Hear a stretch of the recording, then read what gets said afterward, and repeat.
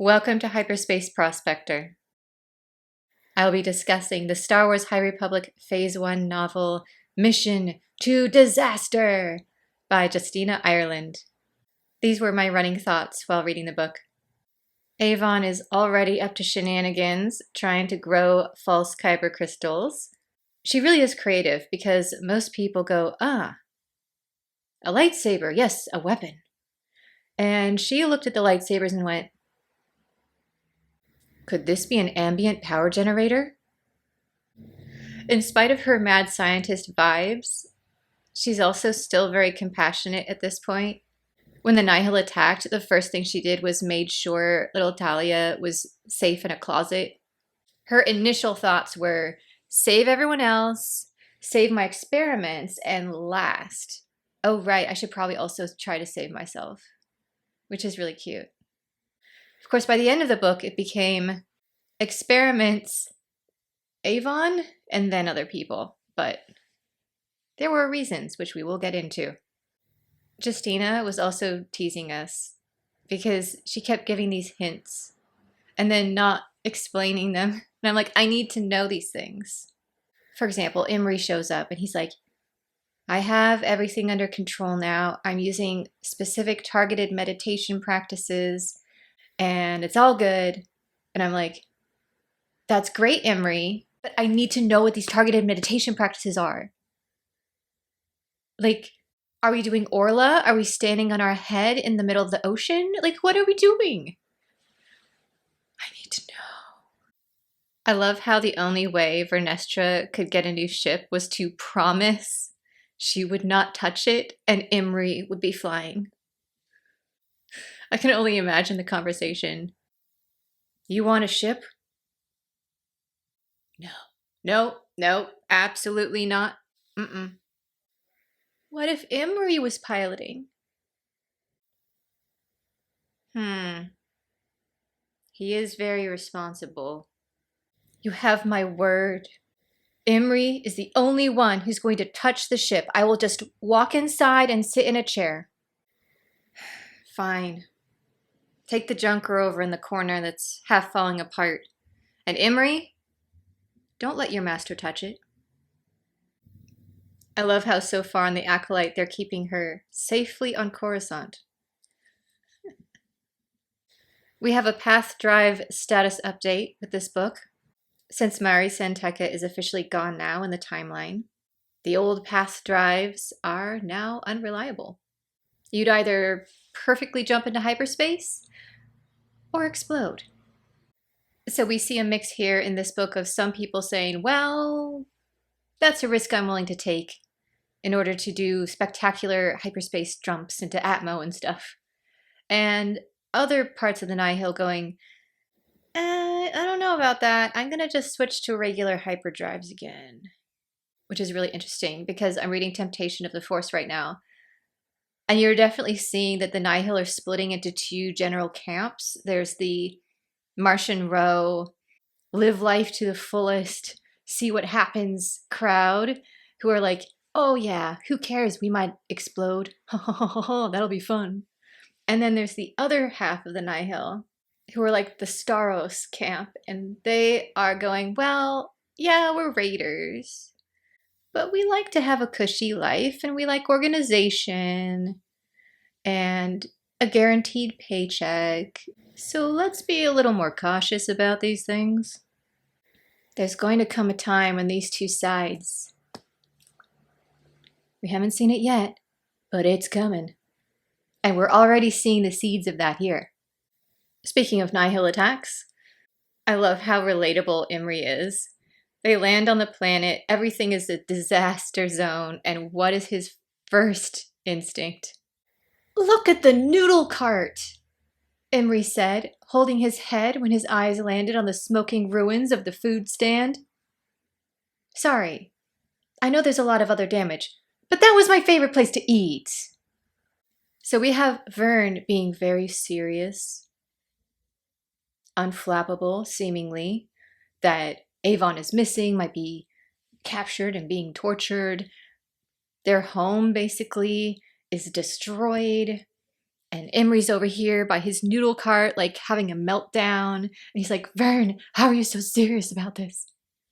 The thing about Vernestra is no matter what goes down, most of the time, she remains poised and giving the appearance of being entirely unflappable. Even if on the inside, she's just like.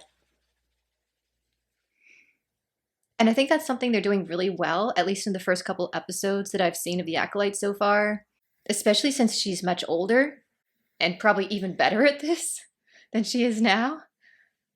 She's able to walk in and stay focused, hear what other people have to say, but also be very clear about what she wants. They're nailing it. I think the difference is we don't get to see the inside of her headspace like we do in the books. Speaking of reactions to very dangerous situations, I also enjoyed Avon having been captured by the Nihil. All the other kids are just crying or, we're all gonna die, they're gonna eat us. Meanwhile, she's being dragged down the ship corridor and she's like, what happened to your interior walls? Do you know how much radioactivity your latent thrust return emits when you have the wiring exposed like that? Are you seriously jumping through hyperspace with this hanging out? She is scared, but the way she handles it is just so hilarious. It's a combination of pointing out everything that's technically wrong on the ship and then trying to use the techniques that Master Sunveil taught her about meditation. And here's where we first see her use his name. She panics when they ask her name and she knows she can't give her real one because of her mother. So she's like, Avon Sunveil. Yes, Sunveil. Whereas later on, we see her deliberately take his name permanently, like spend money to change her identity to it, which is just so beautiful. Avon was learning that there was a point where you became so scared that you couldn't feel your body anymore, and she was currently in that place. The tips of her fingers were cold, but other than that, she couldn't sense anything about herself. And this is the moment where we see her priorities begin to shift. When she realizes, oh, this isn't like those previous kidnappings where they just wanted to make a few credits and she was basically safe. This is the Nihil. And I'm going to have to do some stuff to survive that is not going to be good. And then they start figuring out how clever she is and want her to build the gas bombs for their raids, where innocents are being killed. And I feel like a piece of Avon dies right there when she makes the decision, well, I guess I have to. The fear causes a transformation in her character. She's no longer the silly, fun, hair going every which way, playing with crystals kid anymore. We're starting to see her journey into the badass, basically, that we see later. I love how Diva figured her out almost immediately and deliberately gave the right parts to be able to slice the door. She's just waiting outside like, you're late. Thought you'd slice that quicker. I get it. She has lived a very long time and so probably gets bored. Like Dorian Gray. And so when you get someone that's as interesting as Avon, it's like, huh, all right. Well, this is worth getting some popcorn and watching. And that's kind of how their relationship seemed to start, is Diva was like, yeah, this is popcorn worthy. And then later she became the protective, basically mother. Because Avon's real mother is total trash. Yeah. We did get some detail about the Force that I really liked, which is how Vernestra views it.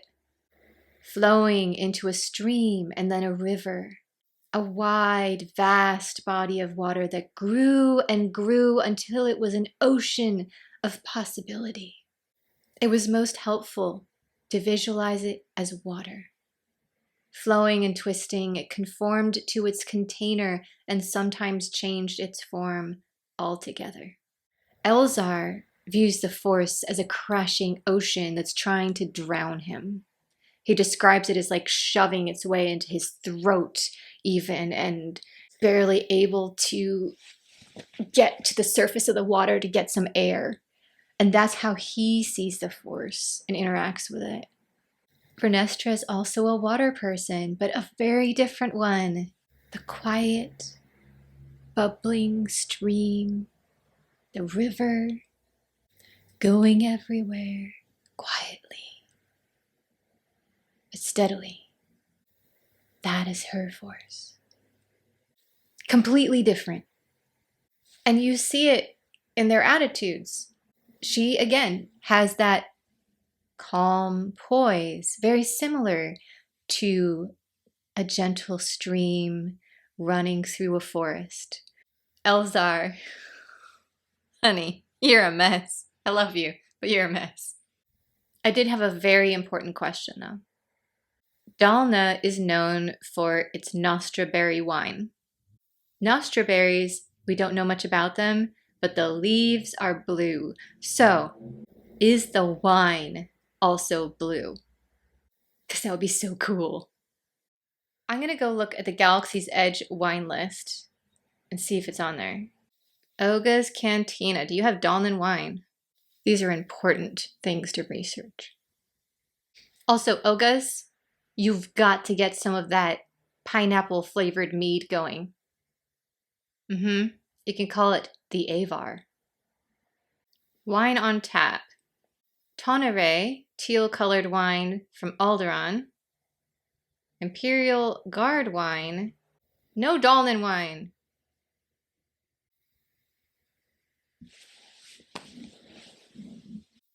Galaxy's Edge, you have one job. We never really got an explanation exactly in this book about what the Night of Sorrow was, where the Jedi did something horrendously bad and covered it up. Of course, we got the full explanation in Phase 2, but it's very interesting that they left this there in Phase 1 of like, yeah, something really bad happened on Dalna and Jedi were involved. Anyway, moving on, and everyone's like, what? What happened? Smart move, releasing Phase 2, even though it was earlier. After. Although I'm just saying, if they hadn't covered it up, the whole levelers thing would probably have gone a lot differently. There were some other interesting tidbits, like kyber crystals change shape depending on the energy around them, and that's one of the reasons Jedi are so closely connected to them. The crystal actively changes when you use the Force on it. And then Vernestra, right when she's about to give Imri a solo mission, is so sweet. I know you sometimes doubt yourself, and your connections with others can be taxing, but I am proud of you. My favorite part, though, is Vernestra has been worried about Avon this whole time. And she goes on this mission, and she's like going through the mountains and everything, and she arrives with the cavalry, only to find Avon is already in the process of rescuing everybody. The place is literally on fire, and people are running around, and there are explosions and earthquakes, and Avon's like, oh, good, you got here. It's similar to the Bad Batch arriving to save Omega at the end. They're like, okay, we've been through so much. And Crosshair's like, let me go in alone. And they're like, Crosshair, no. And then the Batch looks over at the facility and it's like on fire. There's a Zillo beast coming out. There are people screaming and they're like, Omega? Omega. Similar scene, only in this case it's Avon? Avon. If those two ever joined forces, Galaxy would not stand a chance. Avon is chaotic brilliance, and Omega is strategically chaotic brilliance. Can you imagine this team? Chopper, J6, Omega, and Avon. Like, literally nothing would stop them. They would have taken down the OZ in a week. Dr. Nkampa is such a fascinating character. Terrifying, but fascinating. And she definitely held her own against Vernestra. If that light whip had not been around, I don't know how it would have ended. And it was so funny, her reaction to basically being taken out by the light whip.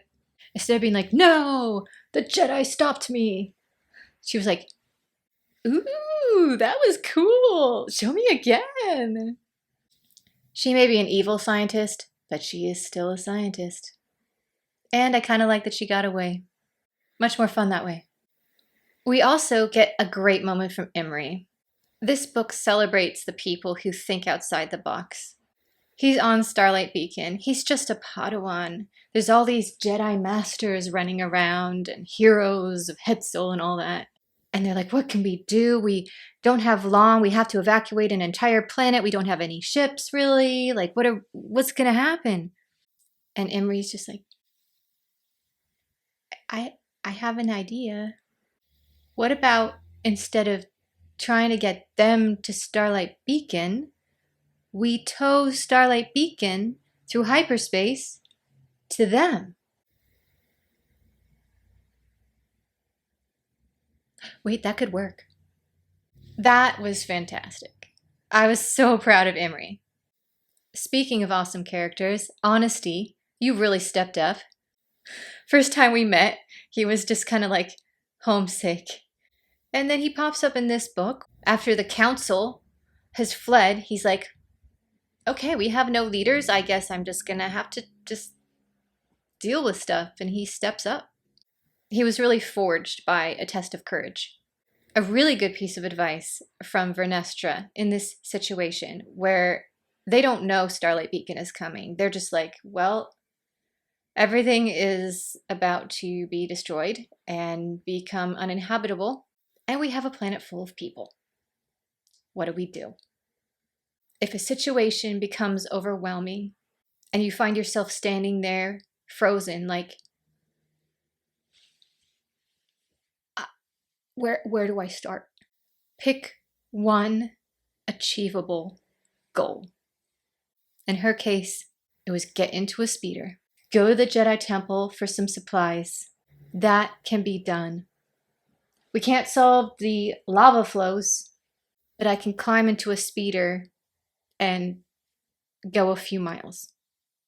And then we'll pick the next goal, and then the next. So if you ever feel like you are stuck in a situation where you're being overwhelmed, choose one easily achievable goal. And then finally, we're starting to get hints that Avon's mother is not on the level. Senator Staros says she is still working on it, but it will be days before the Republic can respond, Lyssa said. Really? Imri answered. That seemed strange to him. And then he immediately gets distracted. This means her mother was already working with the Nihil at this point, and she left Avon to her fate. We watch as various Jedi pick up pieces like, that is so strange about the Senator. Anyway, what's for lunch today? And I'm like, talk to each other. Figure it out. I would say, although there's a lot of great characters, this is really an Avon story. Dare I say, her origin story. Because we watch her go through so much and come out a different person. Excellent book. Very engaging. I definitely recommend it.